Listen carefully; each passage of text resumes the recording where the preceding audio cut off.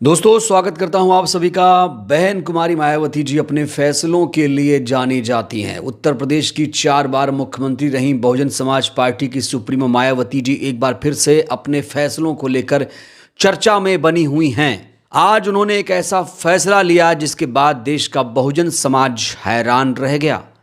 वहीं जो ब्राह्मण समाज है बहन जी की तारीफ करने लगा, उनके तारीफों के पुल बांधने लगा। इस समय ब्राह्मण समाज खुले दिल से बीएसपी चीफ की प्रशंसा कर रहा है। किस तरीके से लोग रिएक्शन दे रहे हैं, देश के कोने कोने से, चाहे चिंतक हो, पत्रकार हो, समाज सेवी हो, बीएसपी चीफ के एक फैसले पर कैसे गदगद हो गया है ब्राह्मण समाज, वो आपको दिखाएंगे।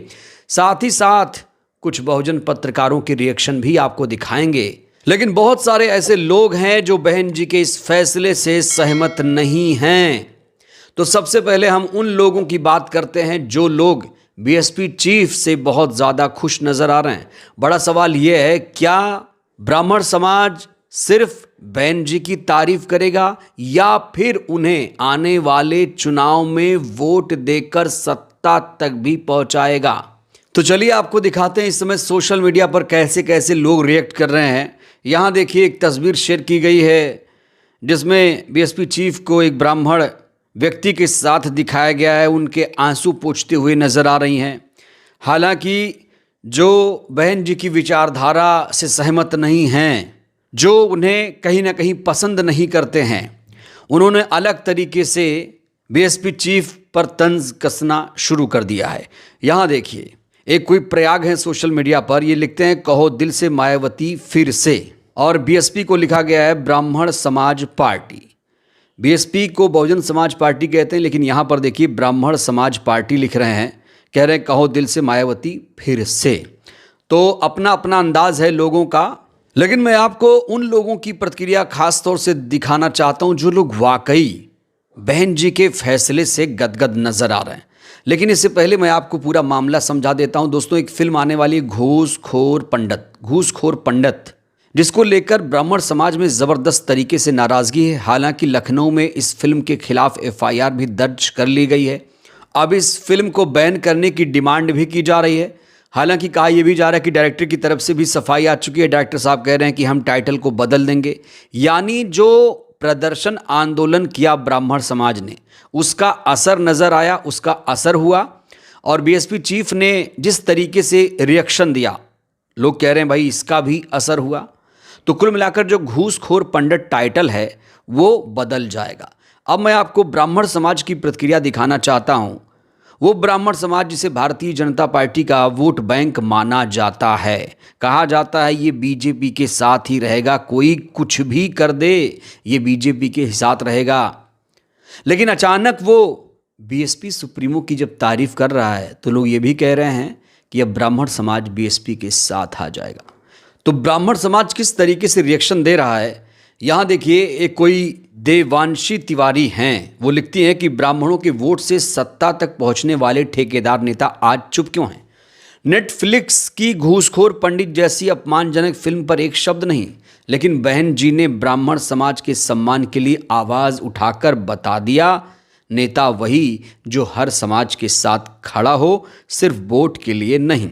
एक और यूज़र हैं शौर्य मिश्रा, ये लिखते हैं मैंने मायावती जी से ज़्यादा अच्छा और देश हित में बोलने वाला नेता नहीं देखा। कभी भी इनके बयान पढ़ लीजिए, देश की एकता के लिए ही होंगे। एक और यूज़र लिखते हैं कि बहन मायावती जी ने एक बार फिर साबित कर दिया कि असली सम्मान किसके दिल में होता है। उन्होंने खुलकर आपत्ति जताई, ब्राह्मणों की इज्जत के लिए आवाज़ उठाई। ये है सच्ची लीडरशिप, ये है सर्वजन हिताय वाली सोच। बाकी जो ब्राह्मण वोट की दुकान चलाते हैं वो तो बस चाटुकारिता करते रहते हैं। बहन जी ने एक बार फिर दिखा दिया ब्राह्मणों का असली साथी कौन है। जय भीम, जय बहन जी, इन डरपोक ठेकेदारों को लानत। एक और यूज़र लिखते हैं कि interesting times ahead in UP politics, लिखते हैं कि उत्तर प्रदेश की पॉलिटिक्स में एक नया दिलचस्प दौर शुरू होने जा रहा है। एक और यूज़र लिखते हैं कि घूसखोर पंडित पर सब मौन हैं, बड़े से बड़े नेता ने चुप्पी साध रखी है, लेकिन बोला किसने? मायावती जी ने। इन्होंने खुलकर इसके खिलाफ आवाज़ उठाई। बहन जी से कई बार विचारधारा को लेकर टकराव हो सकता है, लोकतंत्र में ये सम्मान है, लेकिन उनकी बहादुरी का मैं बचपन से कायल हूँ। वहीं वरिष्ठ पत्रकार अमिताभ अग्निहोत्री ने क्या लिखा, ये भी आप देखिए। बसपा सुप्रीमो मायावती जी पिछले कुछ समय से बहुत सधे कदमों से राजनीतिक सामाजिक समीकरण साधने का जतन कर रही हैं। तो ये जो रिएक्शन मैंने आपको दिखाया, ये जो सिंपल मैंने आपको दिखाया, यही सोच फिलहाल ब्राह्मण समाज मायावती जी के लिए रख रहा है, तारीफ कर रहा है, बहुत ज्यादा प्रशंसा कर रहा है। बड़ा सवाल यह है, सिर्फ तारीफ ही करेगा या उन्हें सत्ता तक भी पहुंचाएगा, उन्हें वोट भी देगा।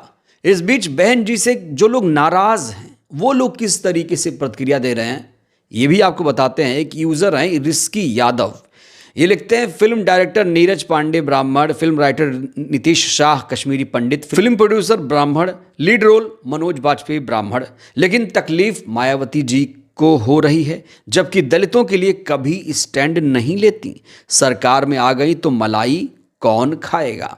वहीं एक और यूज़र जो बहुजन पत्रकार मानी जाती हैं, लिखती हैं, बहुजन नेता पंडितों को खुश करने में लगे हैं और पंडित हैं जो आरक्षण खत्म करने में लगे हैं। वहीं एक और बहुजन पत्रकार लिखते हैं, समरराज लिखते हैं, जो सवाल हमने अंजना चित्रा से पूछे हैं वही बहन जी से पूछ रहे हैं, बताइए विरोध किसका करना है।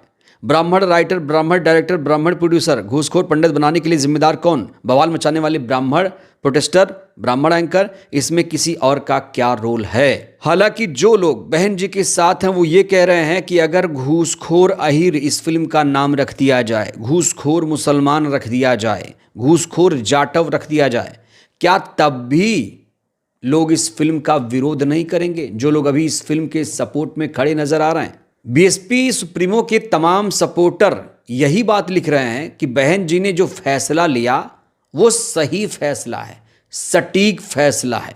अब यहां बड़ा सवाल यही खड़ा होता है कि जिस तरीके से 2007 में ब्राह्मण, मुस्लिम और दलित वोट बैंक से सोशल इंजीनियरिंग करके बीएसपी चीफ ने सरकार बनाई, क्या 2007 का इतिहास 2027 में लिख पाएगी बसपा।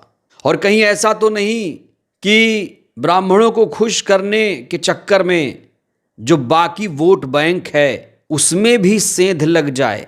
क्योंकि दोस्तों आपको बता दें, यूजीसी एक्ट पर जब सुप्रीम कोर्ट का फैसला आया तो बहन जी ने उस फैसले का स्वागत किया था। अभी भी एससी एसटी समाज सड़कों पर उतरकर आंदोलन कर रहा है। तो एससी एसटी ओबीसी समाज जो अभी संघर्षरत है, लोग कह रहे हैं बहन जी इनके लिए क्या कर रही हैं। वहीं राजनीतिक विश्लेषक ये भी मानते हैं कि बहन जी को अपने वोट बैंक की परवाह नहीं है। बहन जी को ये लग रहा है कि अपना वोट बैंक तो अपने साथ ही है, बिना ब्राह्मण वोट बैंक के कहां 2027 में सरकार बना पाएंगे। इसीलिए अपने वोट बैंक को विश्वास में लेते हुए उन्होंने ब्राह्मण समाज का साथ दिया है, और ब्राह्मण समाज जब पीड़ित है तो उसके साथ खड़ी होकर उसके आंसू पोंछ रही हैं, उसकी हौसला अफजाई कर रही हैं। तो जो लोग बहन जी की राजनीति समझते हैं, जो लोग बहन जी पर बहुत ज़्यादा विश्वास करते हैं, उन्हें कोई फर्क नहीं पड़ा। लेकिन जो बहन जी के आलोचक हैं उन्हें बहुत ज़्यादा दिक्कत आई। वो लोग कह रहे हैं कि बहन जी को इस तरह से इस विवाद में नहीं पड़ना चाहिए था, और भी देश में मुद्दे हैं, उस मुद्दे पर भी बहन जी को बोलना चाहिए, ना कि इन छोटे मोटे मुद्दों पर उन्हें बोलना चाहिए था। बहरहाल दोस्तों, बड़ी खबर यह भी है कि बीएसपी चीफ कल एक बहुत बड़ी बैठक बुलाने जा रही हैं। 7 फरवरी को लखनऊ में एक बहुत बड़ी बैठक बुलाई गई है, और बैठक से पहले कहा जा रहा पत्रकार वार्ता भी होगी। तो कल बहुत बड़ा फैसला बीएसपी सुप्रीमो ले सकती हैं। यूपी में 2027 में विधानसभा का चुनाव है। ऐसे में बीएसपी ने अब ब्राह्मण वोट बैंक को साधने की कोशिशें शुरू कर दी है। बड़ा सवाल यही है कि ब्राह्मण समाज के हक में जब बीएसपी चीफ ने फैसला लिया तो ब्राह्मण समाज खुश नजर आ रहा है। क्या वो 2027 में बीजेपी को छोड़कर बीएसपी को वोट करेगा? दोस्तों, इन तमाम सवालों को लेकर आप लोग क्या सोचते हैं? आप लोग राय दीजिएगा। धन्यवाद।